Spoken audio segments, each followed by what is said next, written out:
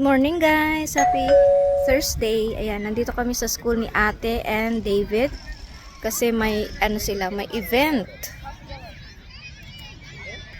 So, ayun ang mga students nandoon na, ayun na, nag-start na. Ayan o, mga students o. Ang mga team, ang daming parents sa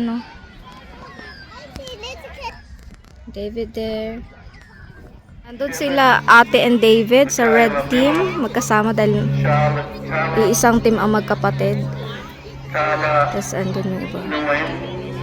Sorry. Carla Pablo, Carla N. Ayla Magdic. Daddy.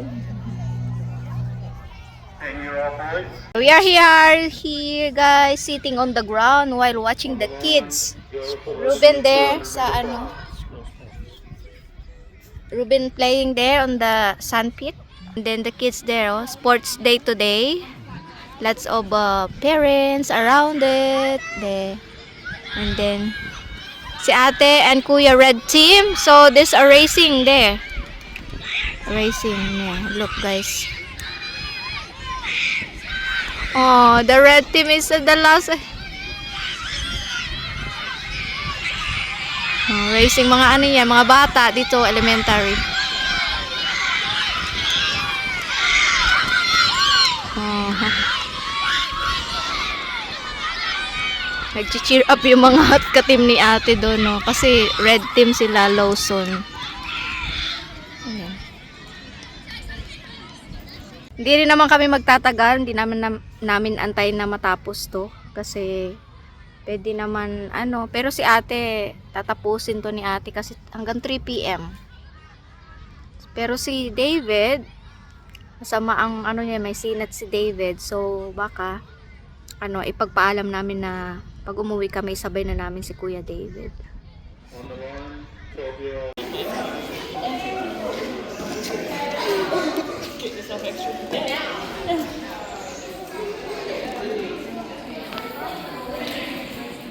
Ayun si David nakatalikod guys.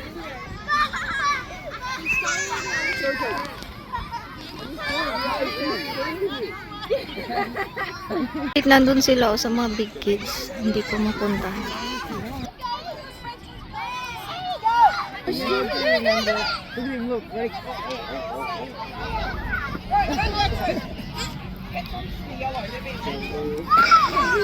Alright, we're running out of time.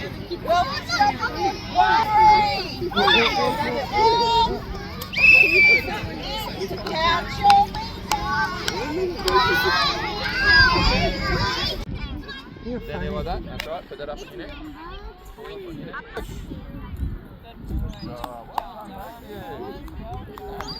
go sit down. Guys, nandito ako sa kabilang area. Kinukuhaan ko ng video si David. Si Ate Faith hindi ko makuhaan guys ng video kasi ang layo nila sa isa't isa. Nandun si Ate. Nandito ako sa side. Nandun sila husband sa pwesto namin kanina. Nakaupo. Nandito ako. David na sunod guys. Ayun si David.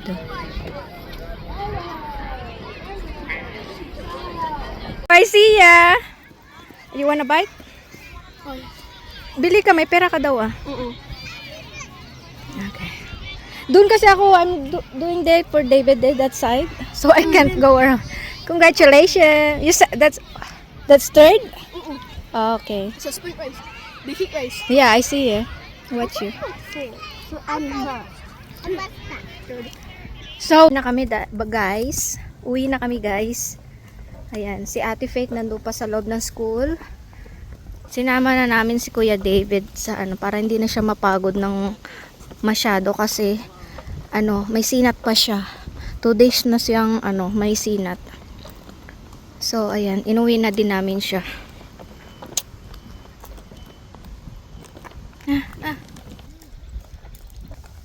Good job, David. He's eating chips now. Finish the chips. Bahay na kami guys. Inuwi na namin si David. Si Elde, si Ate Faith nandun pa sa school kasi mamayang 3 p.m. pa matapos. So 11 pa lang. Inuwi lang talaga namin si David kasi nga masama ang pakiramdam nilang dalawa. Ayan, masama ang pakiramdam nilang dalawa. So dito kami sa garahe. Ayan, naglalaro. Diba? Pwede naman iuwi yung anak. Kung gusto mo iuwi, isabay, ayun. Hindi ko na pina-stay si David kasi mapapagod dahil nga masama ang pakiramdam. Bawi na lang next year.